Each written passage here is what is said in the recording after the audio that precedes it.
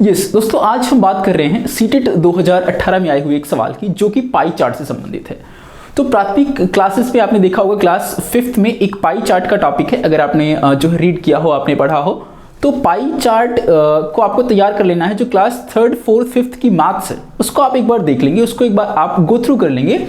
कुछ टॉपिक्स जो है, कुछ क्वेश्चंस उन जो है चैप्टर्स से आपको मिलते हैं। तो आप जो है 3rd, 4th, 5th की मैथ को एक बार गो थ्रू करिए, और बहुत ज़्यादा चांसेस है कुछ क्वेश्चंस जो है उससे सीटेट में या आपकी जो है प्राइमरी के लिए जो भी एग्जाम्स देते हैं, आप चाहे DSSS देते हैं या यूपी टेट देते हैं, सीटेट देते हैं या MP टेट देते हैं, तो उसमें जो है प्राइमरी क्लासेस से अगर आपके पास कंसेप्ट अच्छा है प्राइमरी क्लासेस का, तो आप जाहिर सी बात है उसमें बेहतर कर सकते हैं। तो चलिए देखते हैं क्या है क्वेश्चन। ये एक पाई चार्ट का क्वेश्चन है। If the red part in the following pie chart is 40, what is the white part?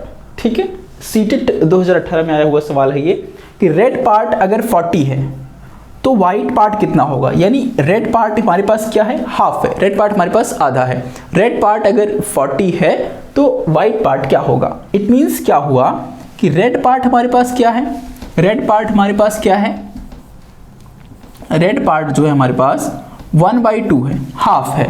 हमारे पास जो रेड पार्ट है वो 1/2 है, इट मीन्स हाफ है, ठीक है, जो कि 40 के इक्वल है। Is it clear? और व्हाइट पार्ट हमारे पास क्या है, 1/8 है। तो अगर 1/2 जो है 40 को रिप्रेजेंट करता है, तो 1/8 कितने को दिखाएगा? बिल्कुल सिंपल सी बात है, 1/2 अगर 40 को दिखाता है तो 1/8 कितने को दिखाएगा? तो आप क्या करेंगे, दोनों तरफ जो है 1/4 से मल्टीप्लाई करेंगे।